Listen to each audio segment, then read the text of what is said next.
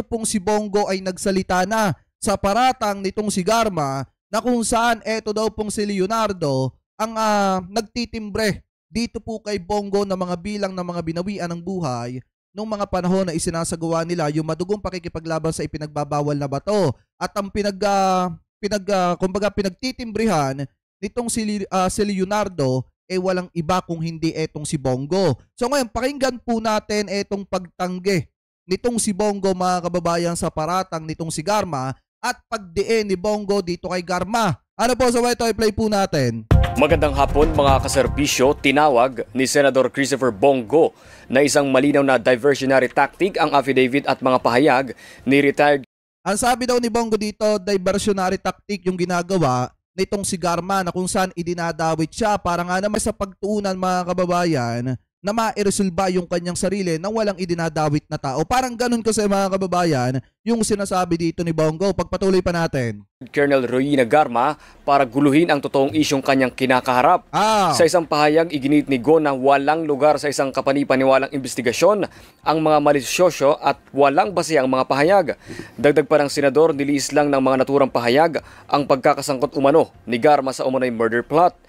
Yan ang problema sa inyo, Bongo. Yan ang problema sa inyo, Senator Bato de la Rosa. Kayo ni na Bongo, pagka kayo ang nalalagay sa alanganin, todo deny kayo, itinatanggi ninyo at pilit ninyong idinidiin yung isang tao. Ngayon, mga kababayan, hindi naman magsasalita yung si Garma ng ganyan kung hindi niya nakasama etong sina Bato de la Rosa at etong sina Bongo. At kung hindi na ay ikwento sa kanya ni Leonardo na etong si Bongo yung pinagtitimbrihan ng bilang ng mga binawian ng buhay nung mga panahon na nakikipaglaban sila sa war on drugs, mga kababayan. So ngayon, kaya siguro nasabi ni Garma yan kasi yan yung totoo, mga kababayan, na talagang wala namang ibang pagtitimbrehan. Kung hindi, sino ba yung kanang kamay at yung pinakamalapit na tao kay dating Pangulong Duterte nung panahon na siya pa ang presidente? Walang iba kundi si Bongo. So automatic, mga kababayan, na kay Bongo mapapapunta yung timbre, tapos si Bongo naman na magtitimbre kay dating Pangulong Duterte. Malaki ang posibilidad na ganon. Mga kababayan, ano po, di umano, ipagpatuloy pa natin. Hinimok din niya ang Senado na magsagawa ng patas na investigasyon sa mga aligasyon. Matatanda ang naglabas ng affidavit sa Quad Committee hearing si Garma na nagsabing may kinalaman umano sina dating Pangulong Rodrigo Duterte at Go sa extrajudicial killing sa war on drugs ng nakaraang administrasyon. Tapos ngayon, nananawagan si Bato de la Rosa, etong si Bongo, na magkaroon ng malinis na investigasyon. Samantala, nung mga panahon na inaakusahan si PBBM na gumagamit ng ipinagbabawal na bato, inaakusahan nitong si Jonathan Morales, sakay na sakay kayo kahit walang katotohanan at walang basihan. Samantalang ito, mga kababayan, napakatindi ng basihan dito. Kasi unang-una, si Garma yung itinuturo nung ating mga kapulisan na di umano'y nasangkot sa iba't ibang klase ng krimen, mga kababayan, kabilang na yung paglabag ng karapatang pantao nung panahon na presidente pa etong si Duterte. At ngayon, mga kababayan, eto namang si Garma ang isa sa malapit kay Duterte dahil nga buhat nung siya ay PNP, mga kababayan, at napalapit kay Duterte, nagkaroon siya ng mataas na posisyon sa ating gobyerno. Naging general manager siya ng PCSO nang walang kahirap-hirap. Ano po, so ngayon, kung titingnan natin, may basis talaga yung sinasabi dito nitong si Garma at yung mga revelation nitong si Garma, mga kababayan, kesa sa pagtanggi nitong si Bongo. Kasi unang-una, hindi na gaanong pinaniniwalaan ng sambayan ng Pilipino etong si Bongo. Bakit? Kasi yung sinabi niya na hate niya, ayaw niya sa Pogo, mga kababayan, lumabas naman yung katotohanan doon na kung saan isa siya sa pabor na sumang-ayon na magkaroon ng legitimacy etong Pogo dito sa ating bansa. Kaya hindi talaga kapanipaniwala yung mga pagtanggi nitong si Bongo, mga kababayan, at expected na yan ng taong bayan na itatanggi niya yan. Ano po, so ngayon, ang nakakaawa nga lang dito at pinakamatinding tinamaan dito, mga kababayan, ay etong si Garma. Kasi kung ibabalik natin yung sinabi ko kanina sa unang live ko, sinabi ni Top 1 na kawawa yung mga pulis na nagamit nung mga panahon, mga kababayan, na nag-i-implement etong si Duterte ng madugong pakikipaglaban sa ipinagbabawal na bato. Kasi hindi talaga sasaluhin yan. Hindi talaga sasaluhin yan ng mga matataas na opisyalis, mga kababayan, na nag-utos sa kanila. Bakit? Kasi unang-una, tingnan nyo si Garma. Tingnan nyo yung nangyari kay Garma ngayon. Sinalo ba ni Bongo? Hindi mga kababayan. Bagkos idiniin pa ni Bongo at pinalalabas pa ni Bongo na diversionary tactic lamang itong sinasabi nitong si Garma para lituhin ang investigasyon at para mailigtas yung kanyang sarili at ang idiin etong si Duterte, si Bongo at etong si Bato de la Rosa. Mga kababayan, ano po, so kung titingnan natin, expected na ng taong bayan, natatanggi talaga siya. Ano po, kasi unang-una, idinidiin niya na dito, etong si Garma, pinababayaan na nila. Biruin nyo, pagkatapos nilang gamitin, pagkatapos nilang pakinabangan si Garma, ganito na yung sasabihin nitong si Bongo. Ulitin natin ng isang beses yung parte ng diversionaryong sinasabi niya. Yan. Senado na magsagawa ng patas na investigasyon sa mga aligasyon. Matatanda ang naglabas ng affidavit sa Quad Committee hearing si Garma na nagsabing may kinalaman umano sina dating Pangulong Rodrigo Duterte at Go sa extrajudicial killing sa war on drugs ng nakaraang administrasyon. Diba ang sabi nga ni Duterte mga kababayan, yung pagtanggi. Yun ang sabi ni Duterte yung pagtanggi ay nangangahulugan at sumisimbolo ng kahinaan ng isang tao. Yun yung sabi ni Duterte. So ibig sabihin mga kababayan, etong ginagawa ni Bongo na kahit sukul na siya, kahit itinuturo na siya ng dalawang kamay nitong si Garma mga kababayan, kahit sinasabi na isa siya sa nasa likod ng madugong pakikipaglaban sa ipinagbabawal na bato, pilit niya pa rin itinatanggi.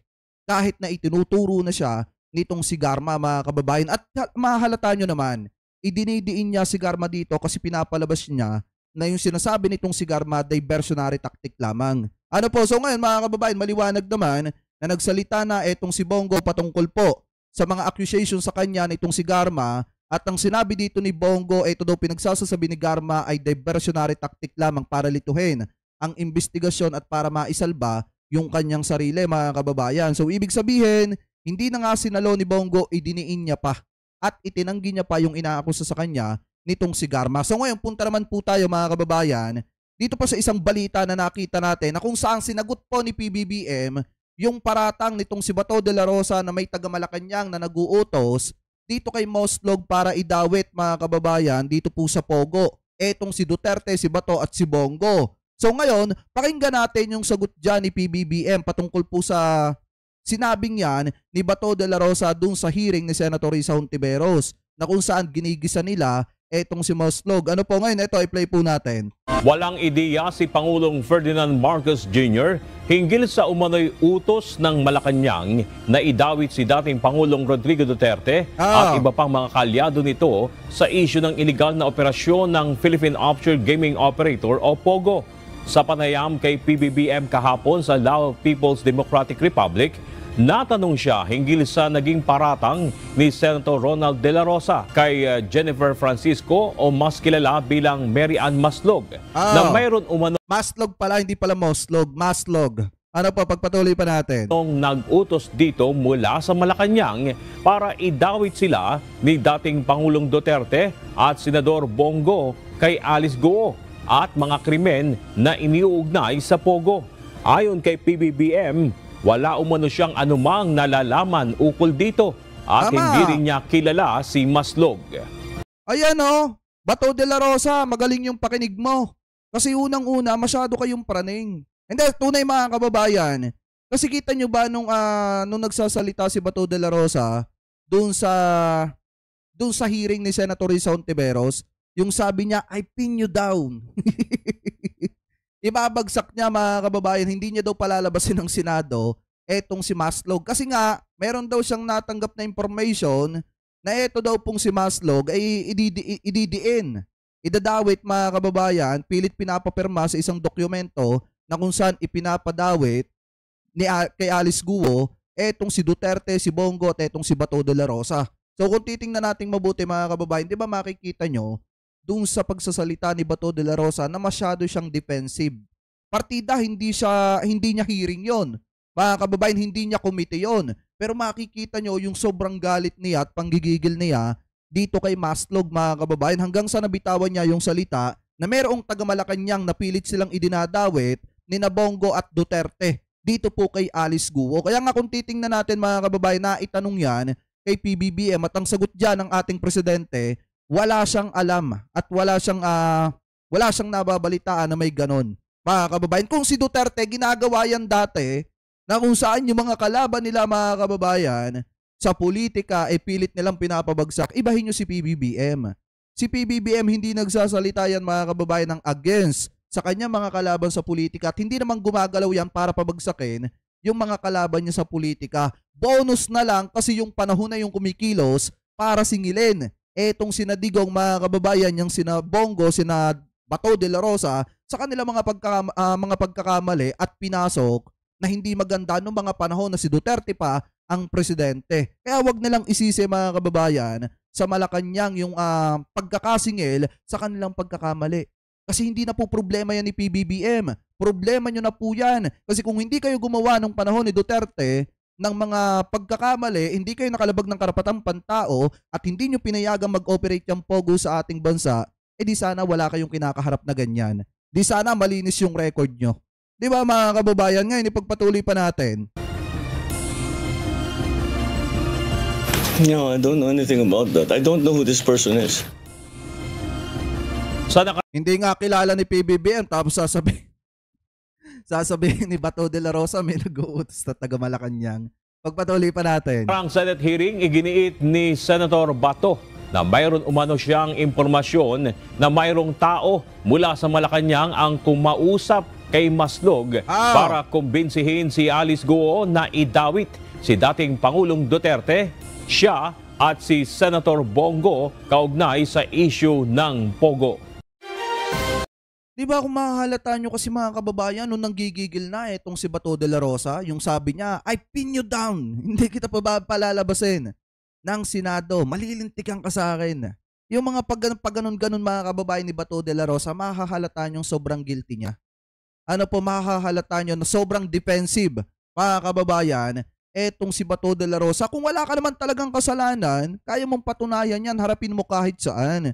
Ang problema lang kasi pagka naandudong ka sa loob ng Senado at merong hindi ka nagustuhan na salita galing sa mga resource person, talagang binabagsak mo na agad sala sa pinapasukan mo, sinisindak-sindak mo. Pero pag ikaw naman ang ipapatawag ng Kamara, gagamitin mo yung Senado para hindi ka makaharap, para hindi mo harapin yung mga patawag sa'yo ng Kamara. Yun kasi mga kababayan, ang problema. Kaya nga lagi nating sinasabi na maging maingat ulit kayo sa pagpili ng kandidato. Huwag na kayo magpapabudol pa sa mga taong nagbabase lang sa dalawang butas ng puncher para masabi na legit yung isang dokumento mga kababayan. So eto, maliwanag naman na pinasinungalingan ni PBBM yung inaakusa ni Bato de la Rosa na mayroon pong taga Malacanang na nag-uutos dito kay Maslog na ipadawit kay Alice Guo etong si Bato, si Bongo at si Duterte sa operasyon ng illegal na pogo mga kababayan. At sinabi din naman ng ating presidente ni PBBM na hindi niya kilala. Wala siyang idea or ugnayan man dito po kay Maslog.